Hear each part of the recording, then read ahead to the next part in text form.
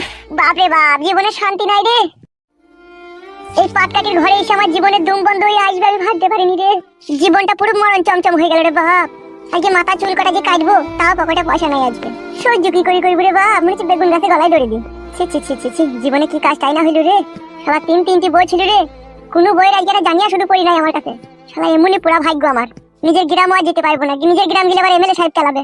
ছি ছি ছি ছি ছি, কি কাজটাই না হইল রে। জীবনে যে এইভাবে হরাম করে ঝড় উঠে পড়বে আমি ভাবতে পারিনি রে আব্বা। এই শালা খুব আরামেই আছে, নতুন বইয়ের কাছে শুচ্ছি আর করে দিচ্ছে। কিরে ফুটো, কেমন আছিস? কেমন দেখি তো পেছিস বে, কেমন আছি আমি? যা যাবারের মতো বেঁচে আছি বে। বাপ থাকতো বাপ নাই, মা থাকতো মা নাই, গ্রাম থাকতো গ্রাম নাই, তিনটে বউ থাকতে আজকে বই জানিয়া শুধু আমার কাছে নাই। আর তোমরা বন্ধু হয়ে এইসব কথা জিজ্ঞেস করছিস যে কেমন আছিস? তোমরা কাটা গায়ে নুনে ছিটে দিচ্ছিস বে। বাল, আমার বালের মতো কথা কোনো বলি না তো পারা। তোর আমি কাটা গায়ে নুনে ছিটে দিতে এলাম? তুই তো ভালোভাবেই জানিস আমার বুকের ভিতরে কি ঝড় তুফান চলছে। আর সেই ঝড় তুফানের সময় তুই আমাকে একটু আশ্রয় দিবি, একটু ভালোবাসবি নাকি? তুই এসে বলছিস তুই কেমন আছিস। তোর মতো আবার যদি আমার এখানে শ্বশুর বাড়ি হতো তাহলে তোর বলা সাই দিদি কেমন আছিস। কালকে রাত 8টার সময় দুটো শুকনো মুড়ি খেয়েছিলাম, সেই খেয়ে এখনো পর্যন্ত আছে বে। আর তুই তো শ্বশুর বাড়ি থেকে মুরগির মাংস আর ভাত কর্মার করে কি। তোকে কথা বলাই ভুল হয়েছে, পালা এখান থেকে পালা। ফুটো, জ্বালাই না ভাই, যা এখান থেকে যা পারা হবে। তোমাকে এতটাই অমানুষ আর অকৃতজ্ঞ ভাবলে? আগে আমি হারামি বন্ধু ছিলাম ঠিক আছে, আগে তোদের সাথে অনেক ইয়ার্কি করেছি, অনেক ঠাট্টা করেছি, অনেক মস্করা করেছি ঠিক আছে, কিন্তু এই বিপদের সময় তোর সাথে ইয়ার্কি মারবো, ঠাট্টা করবো, তো ভাবলে কি করি রে বাড়া? আমি যে 1 সপ্তাহ থেকে পাটকাঠির ঘর করে এখানে আছি, তুই 1 সপ্তাহে একবার খোঁজ খবর লিছিস আমার মারা? আর বড় বড় কথা মারাই যাবে বে।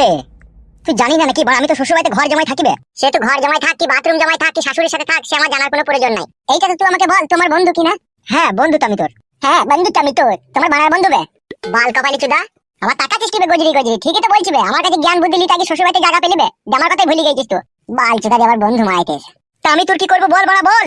তোকে কিচ্ছু করতে হবে না তো বাড়া ঘুরো, আমি যেমন আছি তেমনই থাকবো, কোনো বন্ধুর উপকার আমার দরকার নাই বে।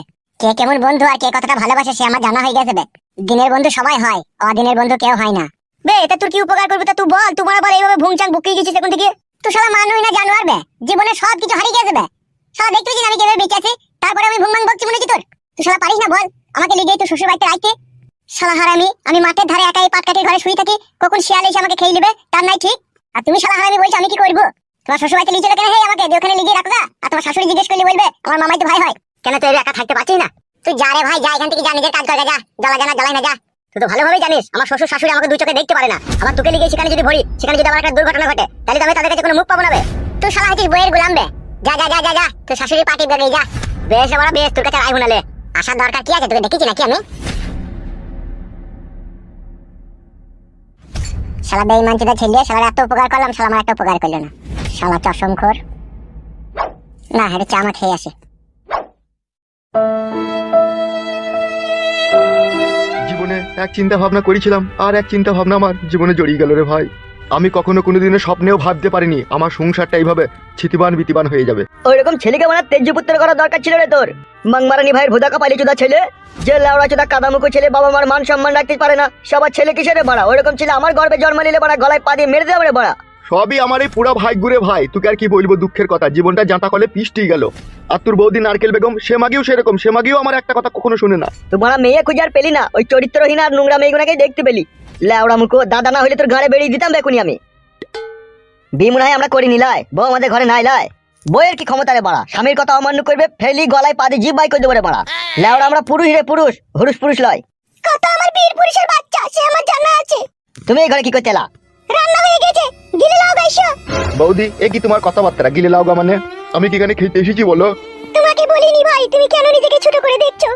আমি আমার বর পাটাকে বললাম। এ কি গো, কথা শিখছো নাকি? তা ভাতটাকে এলাকা জুড়িয়ে যাবে না? চান করতে হবে না? চান না করে ভাত খাবো নাকি? তা করি না গা চান।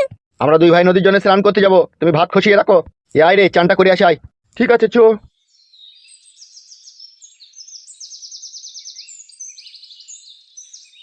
একজনা জ্বলনে জ্বলে পুড়ে মরছিলাম, আবার একজনাকে এই বাড়িতে জুটাইলো। ছি ছি ছি ছি ছি, ভালো লাগে না আমার আর এইসব করতে।